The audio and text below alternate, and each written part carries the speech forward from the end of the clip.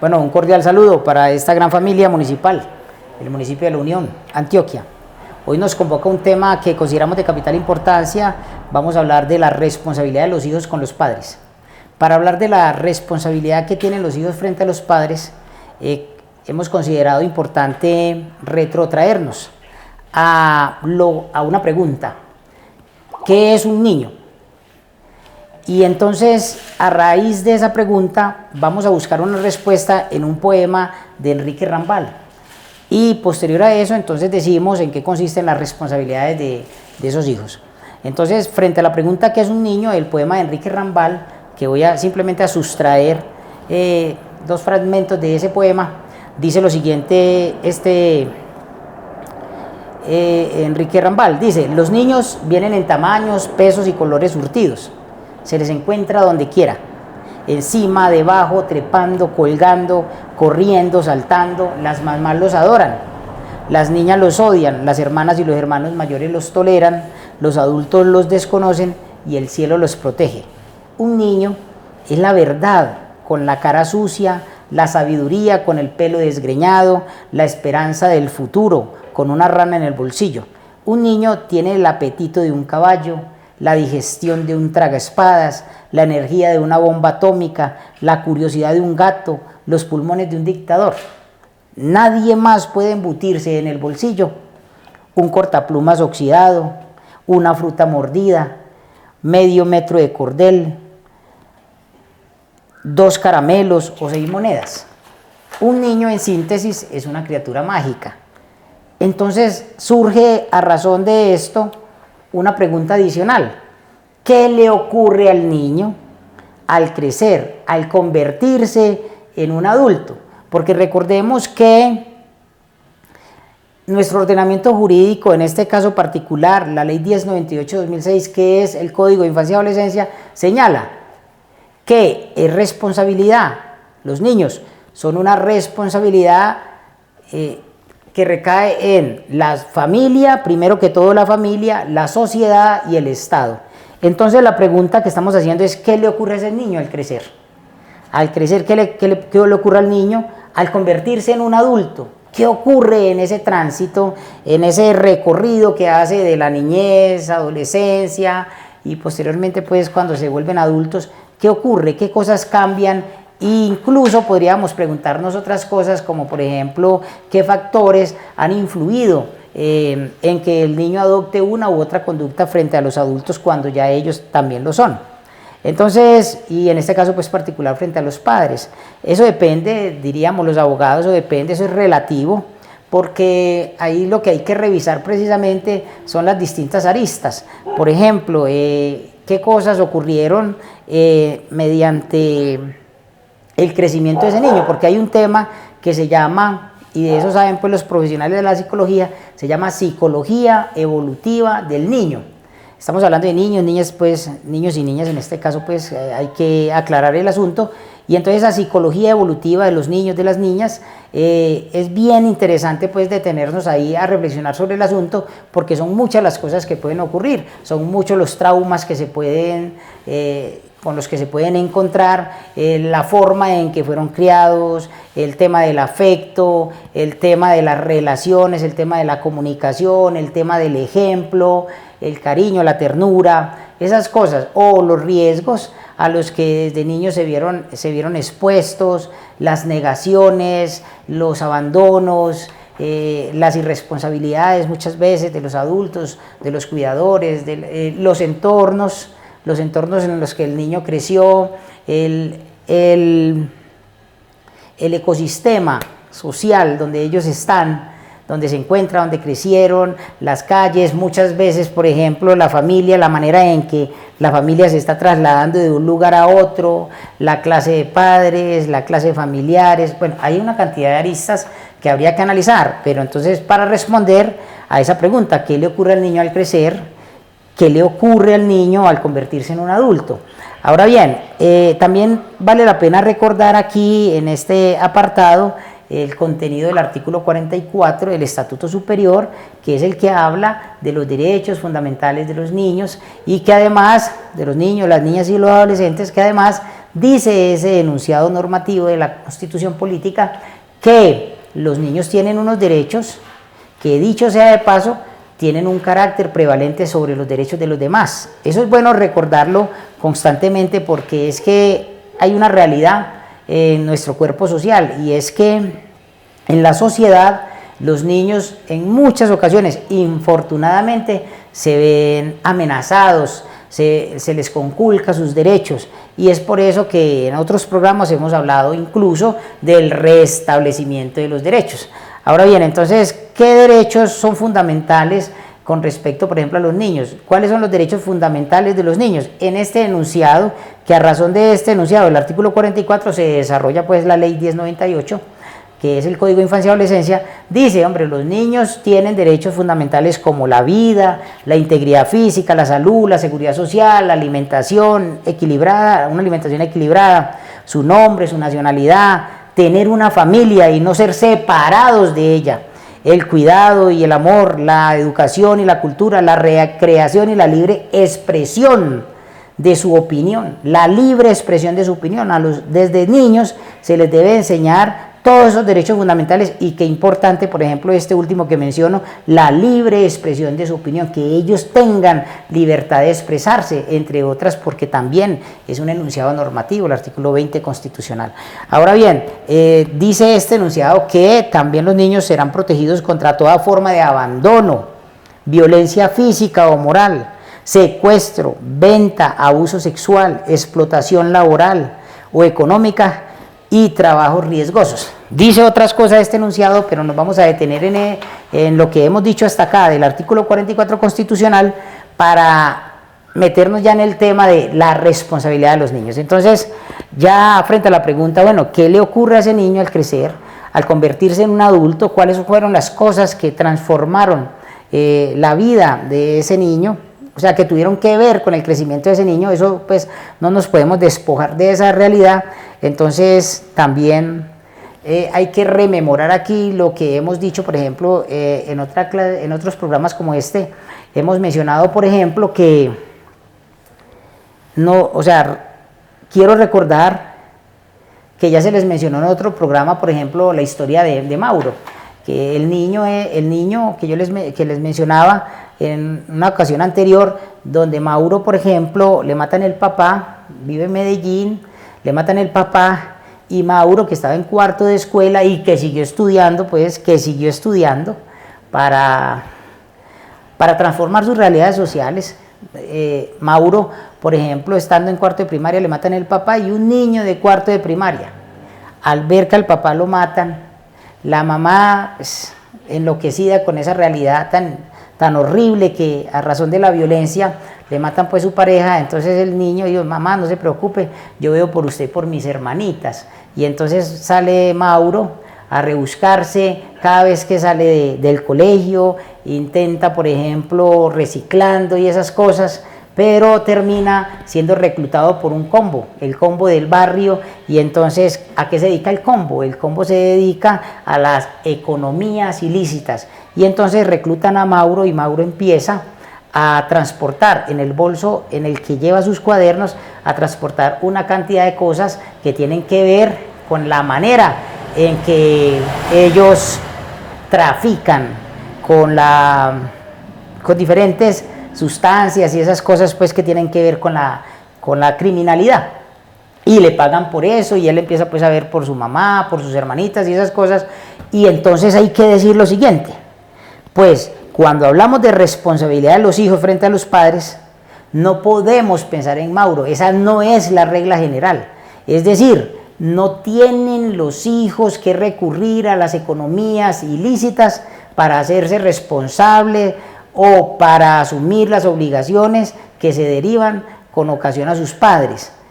Lo que vamos a analizar ahorita con respecto al tema es en qué consisten esas responsabilidades, y por eso fue importante recordar que es un niño, y además pues que uno no se queda siendo un niño, uno crece, y que hay una cantidad de factores que influyen en la psicología evolutiva de los niños, de las niñas, y lo social influye mucho, la familia influye demasiado, el tema pues del Estado influye demasiado. Entonces, en nuestro país, por ejemplo, hay que decirlo, existen unas responsabilidades morales y otras responsabilidades que son legales frente a los padres, que incluyen, por ejemplo, respeto, obediencia, trato digno y cuidado cuando estos lo necesiten.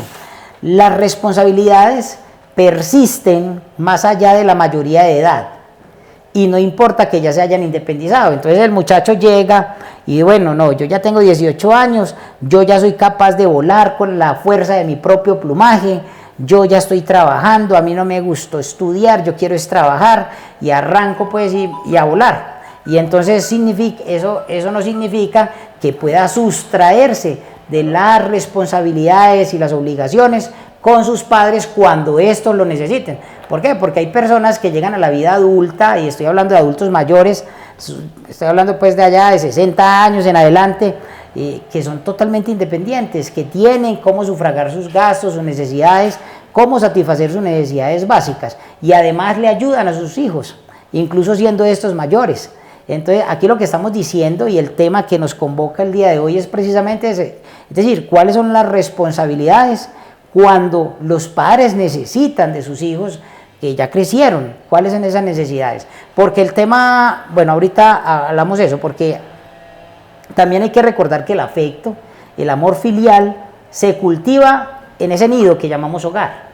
Es decir, el amor no se exige, no se mendiga, el amor se merece y está dotado de reciprocidad. Independiente de eso, hay responsabilidades mutuas.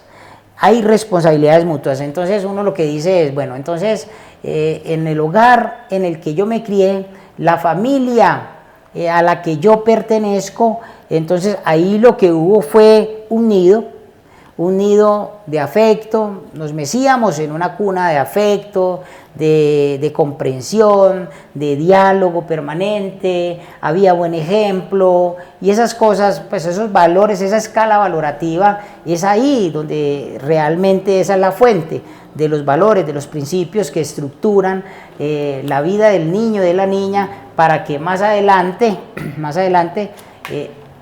cruce ese puente de la familia a la sociedad, y ese puente por regla general es cuando salen de la casa, cruzan el puente hacia la escuela. Esa es una manera de ese contacto pues con la sociedad. Claro que también están los vecinos, que están los primitos, que está el barrio, que está la calle, que juegan ahí, brincan ahí en los patios, cuando hay patios, porque ya pues hasta los patios se han acabado pues en la mayoría de las casas hoy. Pero de todas formas es a eso a lo que nos referimos. Entonces el tema del afecto no se mendiga, el tema del afecto se merece y está dotado de reciprocidad. Entonces en la casa aprendimos a querernos y aprendimos a querernos, a respetarnos, aprendimos a comunicarnos, a dialogar, a mirar juntos en la misma dirección, a interesarnos primero en nuestra familia, en la familia, a ser solidarios, cooperativos con los vecinos, con la sociedad. Son valores que nacen es al interior de ese nido que llamamos hogar. Entonces, yo voy a citar, por ejemplo, varios temas que a mí me constan, así como el de Mauro. Voy a mencionar, por ejemplo, un par de historias, tal vez 3, como para ilustrar el tema que estamos hablando.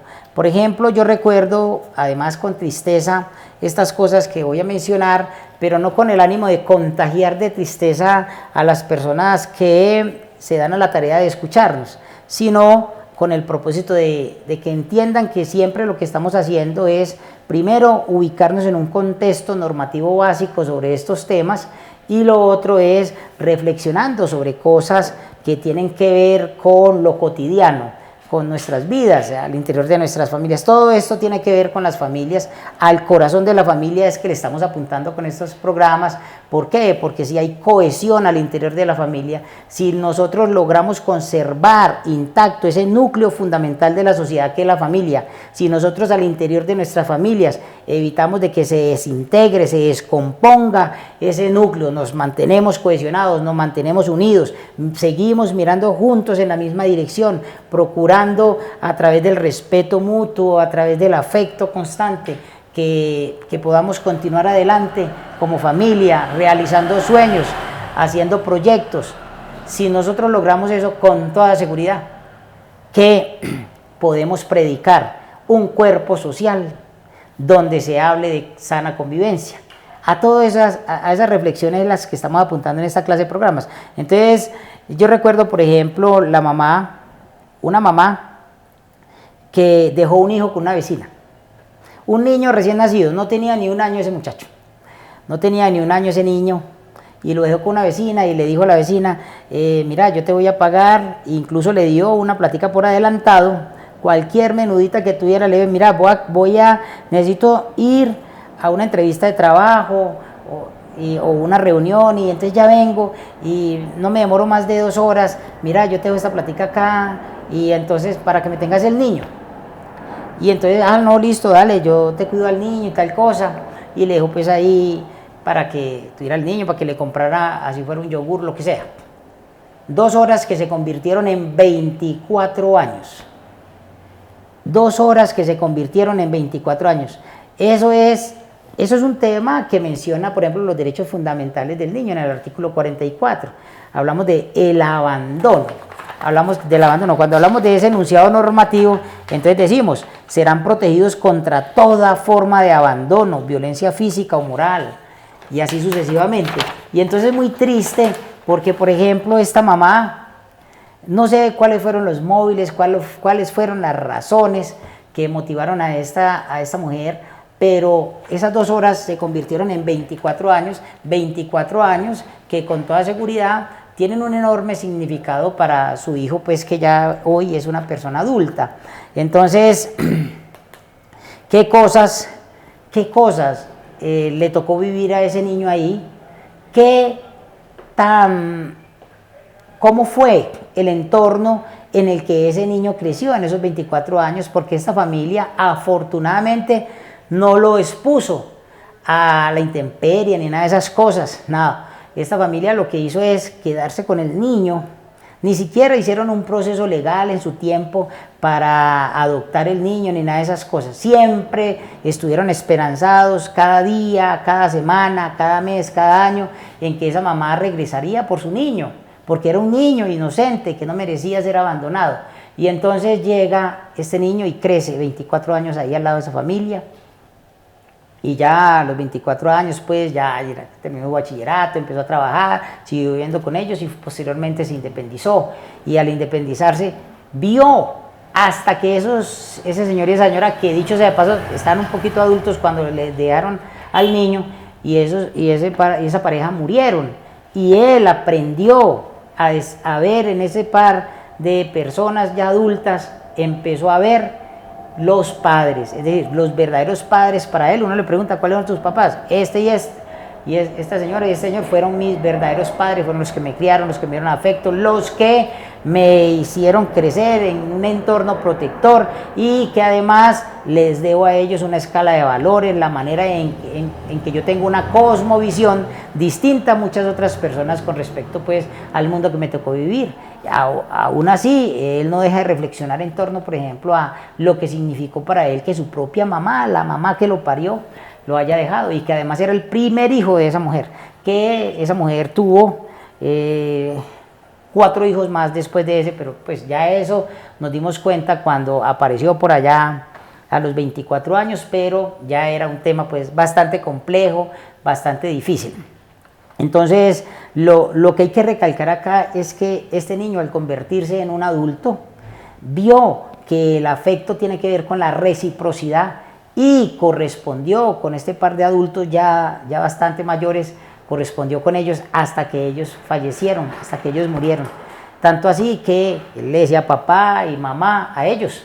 ¿Por qué? Porque eran los padres los que lo criaron, los que en ese nido afectuoso él entendió de que ese era el hogar que le había correspondido por razones infortunadas de este mundo, ¿cierto? Un mundo al revés, así lo vemos muchas veces. Entonces, esa historia la conocemos. Alrededor de nosotros pueden haber muchas otras personas que hayan vivido situaciones similares, y eso de alguna manera pues marca a las personas, y es por eso que tenemos que reflexionar en torno a ese asunto. Por ejemplo, también recuerdo el caso Y hay muchos casos, pero yo traje a colación estos tres en particular. Recuerdo el caso de un papá alcohólico, un papá siempre sustraído de las responsabilidades del hogar, que con el ocaso de los años terminó en una silla de ruedas, que puso en dirección de regreso a casa. De regreso a casa, como dice un libro muy interesante de Walter Rizzo, De regreso a casa se llama ese libro. O sea, este señor llega y toda la vida pues de bohemio, tomando su traguito, no cumplía las responsabilidades propias del hogar y listo, y los abandonó y esas cosas, no cumplía con las responsabilidades, se fue de la casa, los dejó tirados a los niños, a sus hijos, eran como tres, dos hombrecitos y una niña, y bueno, y entonces cuando aparece por allá a los años, ya bastante adulto, aparece en una silla de ruedas y entonces puso la silla de ruedas en dirección a la casa, regresó a la casa, habló con ellos, esta casa también pues me corresponde a mí porque la conseguimos juntos, tal cosa, y allá se les metió en la casa. ¿Qué trajo consigo esa decisión de ese papá? Ya arrepentido, ya no tomaba y esas cosas.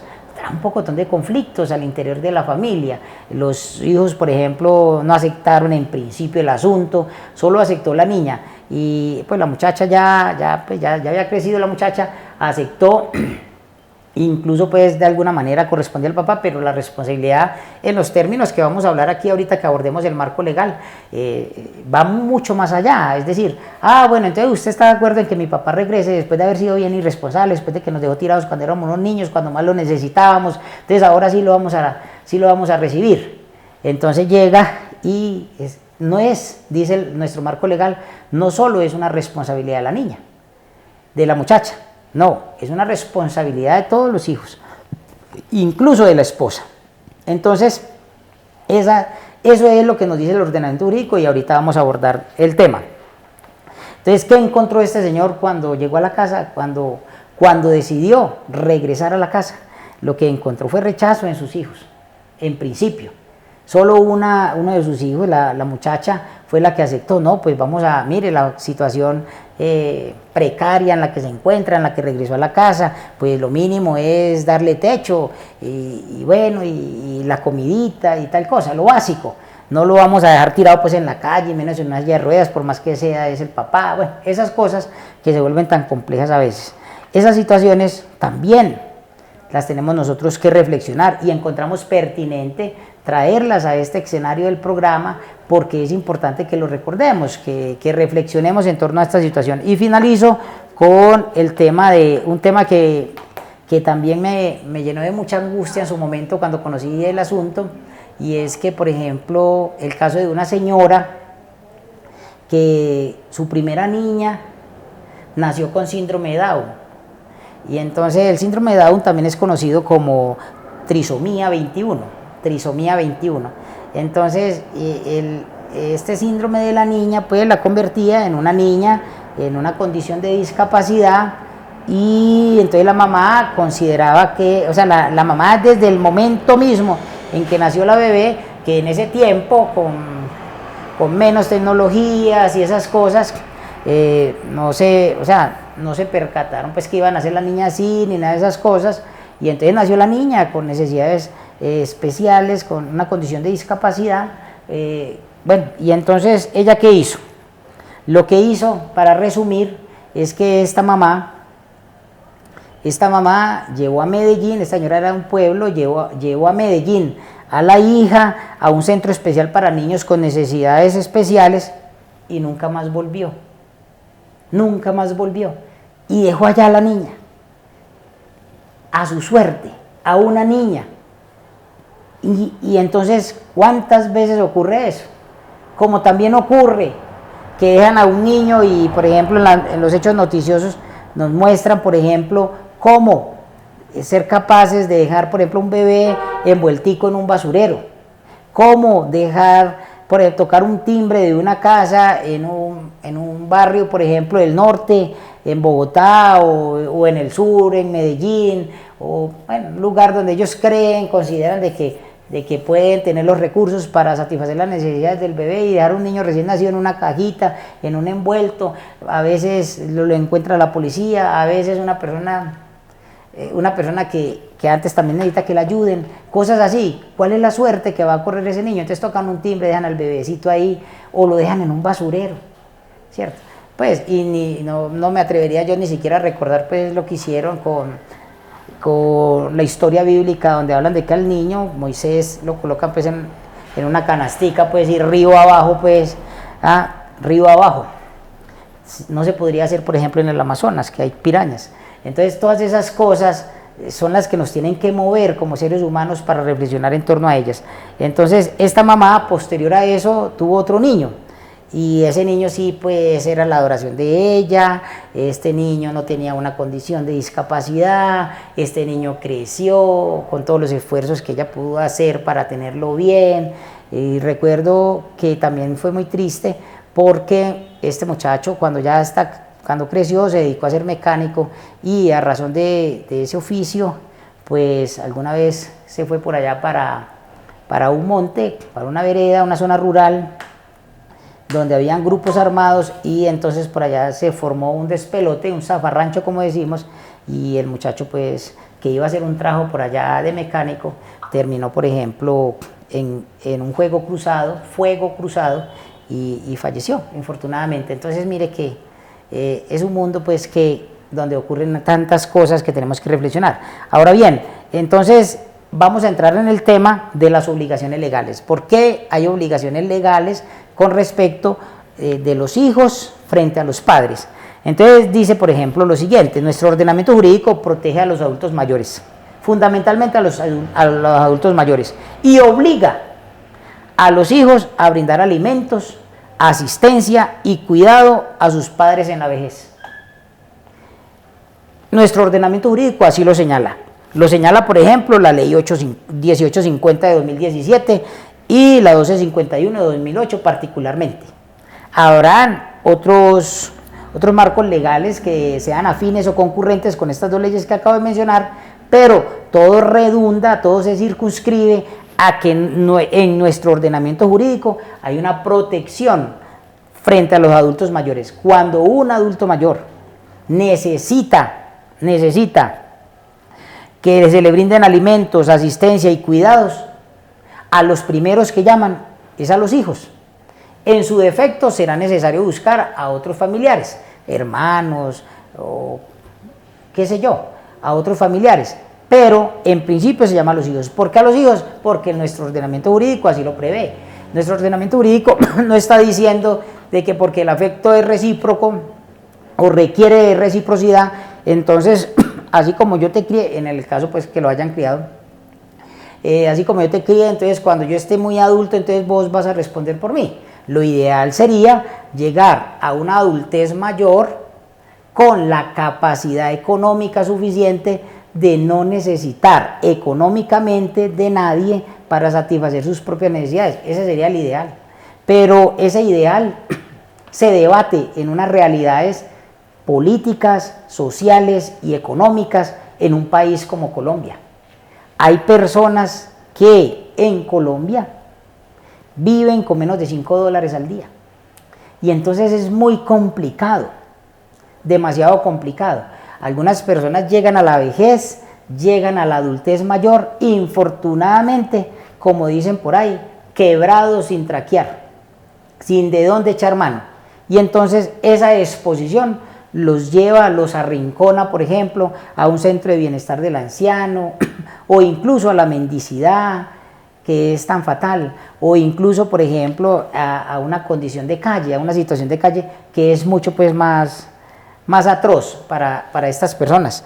Entonces, lo ideal, una cosa es lo ideal, otra cosa es lo real, y entonces, por eso el ordenamiento jurídico entra a regular el tema. Y venga, si esta realidad lo que requiere es una verdadera atención, entonces lo que tenemos que hacer es, ¿cómo vamos a contrarrestar el asunto? Se busca, por ejemplo, la manutención de los progenitores cuando éstas lo requieran. Cuando éstas lo requieran y no tengan modos ni medios de subsistencia. Es decir, no estamos hablando acá de que el ordenamiento jurídico está obligando a los hijos a que se responsabilicen del tema de alimentos, asistencia y cuidado a sus padres, que además de eso debe haber también respeto por la autoridad que ellos representan.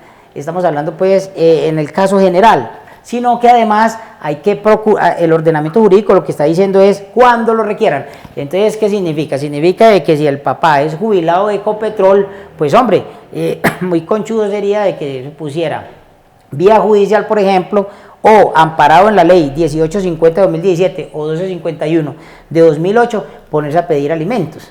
Eso ya es distinto. O que el papá tenga una pensión, que el papá tenga, por ejemplo, unos 2, 3 ranchos de los que deriva un ingreso mensual para satisfacer sus necesidades básicas. En esos casos el ordenamiento jurídico exonera a los hijos de la responsabilidad de brindar alimentos, asistencia y atención a los padres. Concluyo entonces diciendo lo más importante, pero sin omitir, por ejemplo, que además de esa ley, de esas leyes que acabo de mencionar, también el Código Penal tiene por ahí una parte donde tipifica como delito el abandono y descuido, más que todo a los mayores de 60 años por parte de los hijos, y eso es importante también recordarlo. Todo se resume en lo siguiente. No podemos, la invitación que hacemos siempre al final de esos programas, en este caso del tema de la responsabilidad de los hijos con los padres, podríamos decir lo siguiente, hombre, es que yo a usted no le dije que me tuvieran, yo no les pedí a ustedes que me trajeran al mundo, y entonces ¿por qué ahora tengo yo que hacerme responsable de la atención de ustedes, de brindarles alimento, de asistirlos, de cuidarlos? No, yo no les pedí que me trajeran al mundo. Entonces eso pues que además es grosero, es vulgar por parte de los hijos que lo expresan, porque la vida siempre será un milagro, la vida, el milagro de la vida, es a eso a los que nos referimos. Entonces lo que requiere la invitación pues conclusiva es la siguiente: no dejemos que al interior de nuestras familias, ese núcleo fundamental de la sociedad que es nuestra familia, se descomponga. No dejemos que la familia como tal se implosione, se fragmente, se divida, se acabe la comunicación, se acabe el buen trato, se acabe ese propósito común de mirar en la misma dirección, de soñar juntos, de verse en la película juntos, de conversar, de hablar de los problemas, de idear proyectos, de procurar siempre salir adelante y de ser una familia ejemplarizante. Es de eso que se trata, una familia ejemplarizante. ¿Cómo es nuestra familia? Nuestra familia es una familia ejemplarizante. Una familia ejemplarizante también tiene que afincarse en esos principios espirituales, siempre Dios por delante, para que Él guíe nuestros pasos al caminar como familias en torno a una sociedad que merece vivir en paz, que merece tener sana convivencia. Ese es el mensaje del día de hoy. Les agradezco mucho por escucharnos. Dios los bendiga siempre.